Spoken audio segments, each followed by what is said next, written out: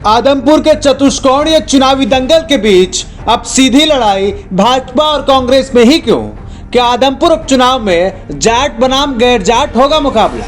आखिर आदमपुर हलके की जातीय गणित किस नेता के पक्ष में ज्यादा?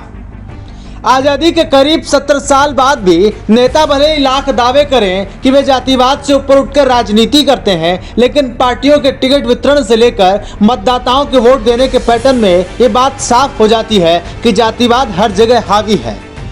मसलन आदमपुर के उपचुनाव में सभी पार्टियों के प्रत्याशी हलके में अपने अपने दौरे शुरू कर चुके हैं। वोटरों को लुभाने के लिए तरह तरह के वादे किए जा रहे हैं। सभी प्रत्याशी एक दूसरे को पलटू बता रहे हैं। भाजपा, कांग्रेस, आप, इनेलो, इन चारों पार्टियों के प्रत्याशी कुछ समय पहले दूसरी पार्टियों से आए हैं।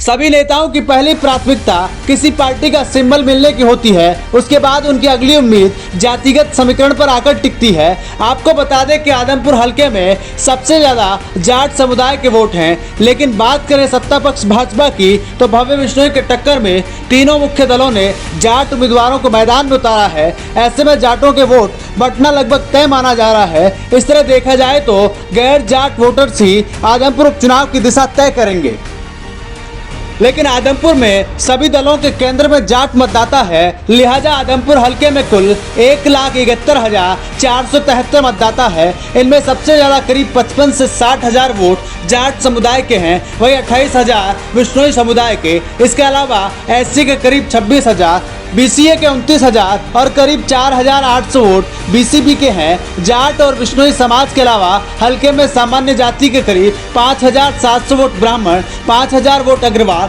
4,000 वोट पंजाबी, 750 वोट मुस्लिम, 1900 मतदाता राजपूत, 75 ईसाई और करीब 1,000 वोट सिख समुदाय के हैं।